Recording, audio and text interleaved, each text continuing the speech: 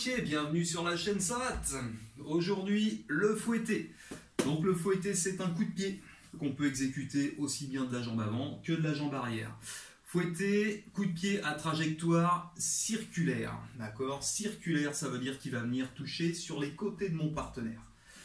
Contrairement à une trajectoire rectiligne, comme on a pu voir par exemple avec le direct, ou comme on pourrait le voir avec un chassé, où on va toucher tout droit, le fouetté, on a une trajectoire circulaire, donc qui va venir sur les côtés.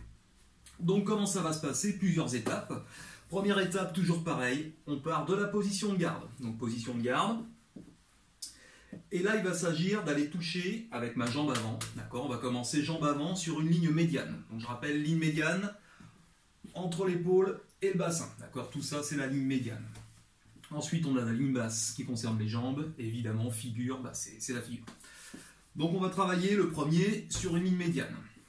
Donc on se met en garde. Il va s'agir dans un premier temps de passer sa hanche devant. D'accord? Comme tous les coups circulaires, il va falloir qu'on se mette de profil pour passer la hanche devant. Donc comment ça va se passer? On va commencer encore une fois de plus, à s'intéresser sur ce qui se passe au niveau de nos appuis, de nos pieds. D'accord? Donc je vais toucher avec ma jambe avant. Donc mon pied d'appui, ce sera ma jambe arrière.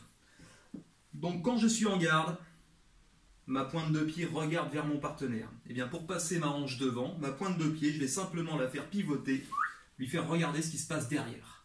En faisant ça, automatiquement, mécaniquement, ma hanche devant va passer devant. Et là, je vais pouvoir commencer à exécuter mon fouetté. C'est-à-dire que là, c'est la première étape. Donc première étape, je suis en garde, je pivote mon pied d'appui, je passe ma hanche devant. Ça, c'est la toute première étape. Ensuite, il va falloir, une fois qu'on a cette position-là, il va falloir armer. Armer son cou, qu'est-ce que ça veut dire? Ça veut dire que je vais ramener mon talon sur la fesse. Je ramène mon talon sur la fesse et mon genou pointe en direction de ma cible. Toujours, mon genou va me servir quelque part, va me servir de viseur. Dites-vous que c'est avec votre genou que vous allez viser. D'accord? Donc, pivot, armé. Et ensuite, c'est très simple, il suffit simplement de détendre pour aller toucher la cible, de réarmer et de reposer en position initiale. D'accord? Donc, pour aller toucher la cible, plusieurs façons de faire. Deux façons. La méthode gentille, que vous allez utiliser à l'entraînement avec partenaire, où vous allez toucher avec le dessus du pied. D'accord? Et la méthode moins gentille, mais beaucoup plus efficace, qui consiste à aller toucher avec la pointe de pied. D'accord? Donc là, c'est beaucoup moins gentil forcément, parce que quand ça touche les côtes, ça peut faire très mal. Mais en savate, idéalement, on va les toucher avec la pointe de pied. Ok? Donc ça, c'est en ce qui concerne la jambe avant. On vient de le faire jambe avant. On peut le faire avec la jambe arrière, ce sera exactement la même mécanique. D'accord? Donc, première chose, première étape, ça va être le pivot. Donc cette fois-ci, comme c'est ma jambe arrière qui touche, c'est ma jambe avant qui sert de jambe d'appui. On est d'accord? Donc cette jambe avant, la pointe de pied est vers le partenaire. Première chose, je vais pivoter et passer ma hanche devant. Et mon genou, vous voyez que mon genou est en direction de ma cible. Je suis armé, mon talon est sur ma fesse. Je suis en garde, je déplie pour toucher. Et je ramène tout ça derrière. D'accord? Très important de ramener derrière, c'est une jambe arrière. On est parti avec une jambe arrière, on revient, elle redevient jambe arrière. D'accord? Donc ça, c'est pour ce qui est de la ligne médiane. On l'a fait jambe avant, on l'a fait jambe arrière. Pour la ligne figure, ce serait la même étape, ce serait la même chose. Simplement, on va juste aller chercher un tout petit peu plus haut. D'accord? Je ne vais pas m'attarder là-dessus. En revanche, je vais m'attarder sur la ligne basse. Ligne basse, il y a une petite subtilité par rapport au reste. Ok? Donc, tout le début, c'est la même chose. Si je travaille avec ma jambe avant, mon pivot, mon armé. Ces deux étapes-là, avec l'expérience, vous pourrez les faire simultanément. C'est-à-dire que là, on a vraiment décortiqué, on a fait le pivot et l'armé. Et avec l'expérience, vous pourrez très bien faire pivot armé simultanément. D'accord? Donc là, on gagne un temps. Donc là, on va toucher en ligne basse. Ligne basse, donc je rappelle, c'est les jambes, tout simplement. Vous allez toucher la jambe de votre partenaire.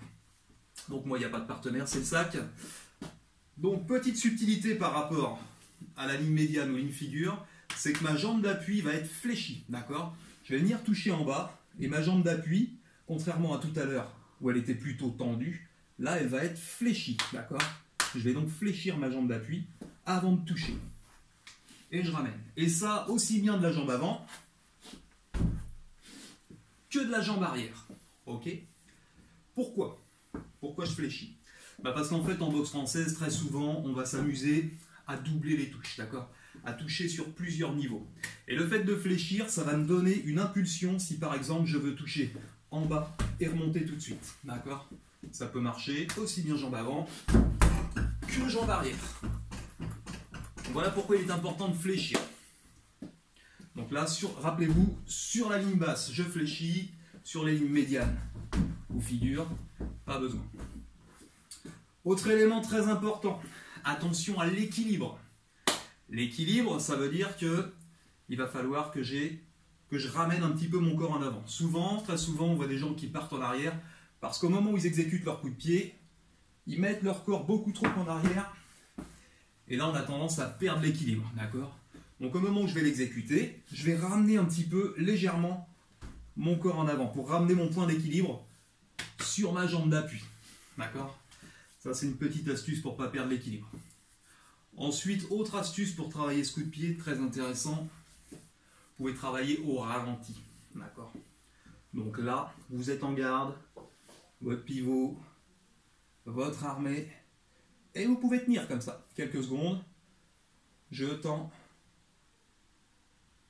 je réarme, je repose. On peut très bien travailler comme ça. Sur les deux jambes, évidemment. Voilà, sinon je pense que j'ai fait à peu près le tour de la question en ce qui concerne le fouetté. Il y aura des exercices complémentaires dessus. Là, on a vraiment décortiqué la technique de base. Donc je vous rappelle les étapes. 1. Le pivot. D'accord? Donc le pied, quand je suis en garde, regarde mon partenaire. Lorsque je pivote, il regarde de l'autre côté.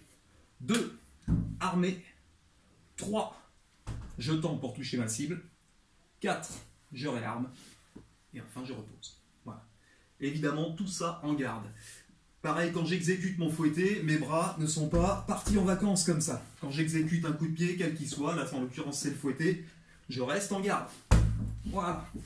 Et à partir de là, on peut se déplacer autour de sa cible et travailler nos fouettés sur tous les niveaux, avec les deux jambes. Et une fois que vous êtes à l'aise, vous allez pouvoir commencer éventuellement à doubler les coups, à varier les niveaux, faire toutes ces petites choses-là. Si vous n'avez pas de sac, vous pouvez très bien le travailler comme d'habitude, façon shadow, dans le vide. Ça marche aussi. Ok?